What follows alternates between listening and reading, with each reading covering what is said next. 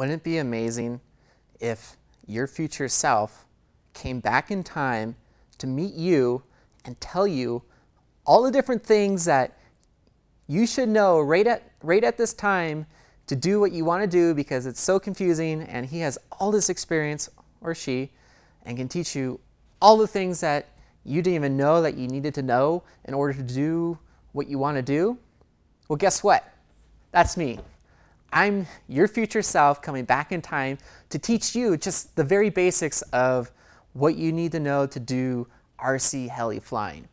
And for me to do this, I'm just going to be exposing you to some terminology, my top 10 choices that I wish I knew when I was you. So this is going to be really helpful. I'm you in the future telling you what you should know. And what I'm telling you is just really general, the top 10 things that you should know about flying helicopters for aerial videos. And these are mostly vocabulary and terminology things. So get ready. Number one thing, what in the world is a multirotor? A multirotor is a flying aircraft that has 3 or more propellers. So you can have a tricopter, a quadcopter, a hexacopter, octocopter. This one right here is a quadcopter, XP2 XProHeli. That's a multirotor. Anything with more than 3 props, 3 or more props. 2 props don't really count. Terminology number 2 to know is props. What are props? Now, some of you experienced users are going to be laughing, going, ha ha ha, props, that's really easy. These are propellers. They're also abbreviated as props. In the multirotor world, there's 2 different kinds of props. There's pushers and there's pullers, PPs. The reason why there's 2 different kinds of props is because your motors spin in 2 different directions. One goes this way, the other one goes this way. In order to create lift, you need 2 different props at 2 different angles. And so the way it works is that every motor diagonally from each other spins the same direction. So the way it works is every motor diagonal from each other spins the same direction. And to do that, you need 2 different kinds of props at 2 different kinds of angles. So you have pushers and pullers. Terminology number 3 that you wish you knew about is, what are LiPos? LiPos is abbreviation for lithium polymer batteries. And what's unique about these is that you might be hearing about 3 cells, 4 cells, 2-cell batteries. That's how many battery cells are in the LiPos, and also it gives you an indication of how much voltage your battery is. So if you have a 3-cell battery compared to a 4-cell battery, the 4-cell battery will have a higher voltage. So 3 cells is 11.1 volts or something. A 4-cell is 18.5 volts. Sorry, 4-cell is 14.8 volts, and it goes up. So that's a little bit about batteries. These are called LiPos, and they have different cell counts, and they also have a thing called milliamps. This is kind of like your gas tank in your battery. This is how much juice you get out of a battery. A battery with more milliamps means you can fly longer, but it's also going to be a little bit heavier battery, so at some point in time you get a trade-off between weight and power. Great.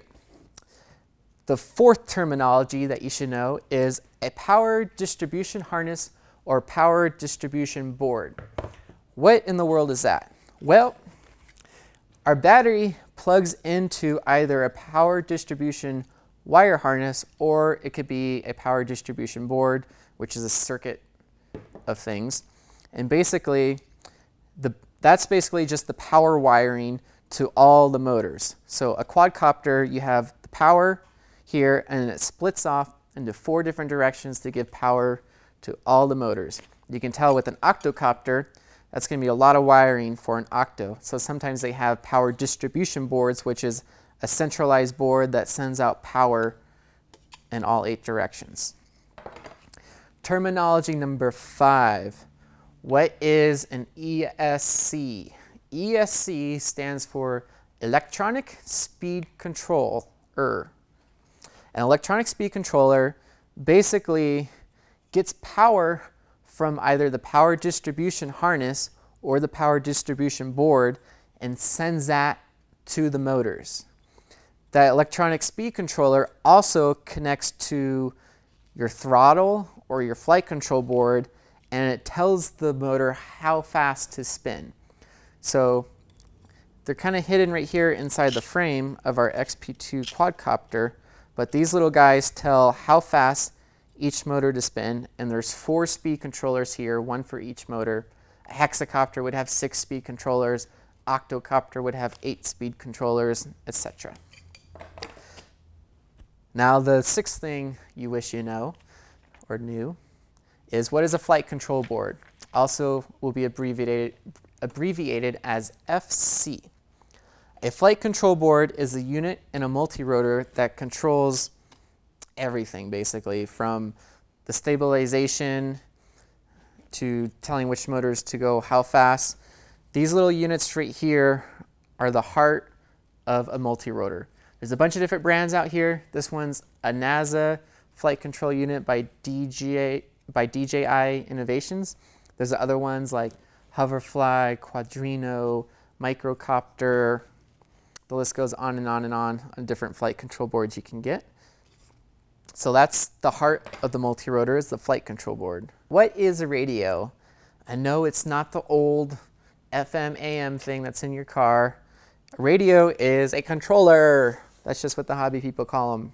So this is a radio, it's a Spectrum radio, a bunch of different brands out there. And a radio connects to a receiver, which is this little guy right here. Radio, receiver. They bind together in holy matrimony when you're flying. And this little thing attached to the receiver is called a satellite. Not all receivers have a satellite, but kind of the higher end controllers will have one just because it gives them a better range. It has a lot of scientific stuff that with weird signals I can't explain, but you have a radio, you have a receiver, and then you have a satellite. Good to know. The next terminology you should know still involves a radio, and it is throttle, rudder, elevator, and aileron.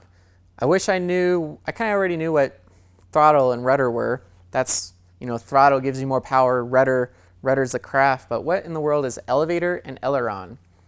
Aileron is when an airplane does a roll or like twist right and left. That's called an aileron roll.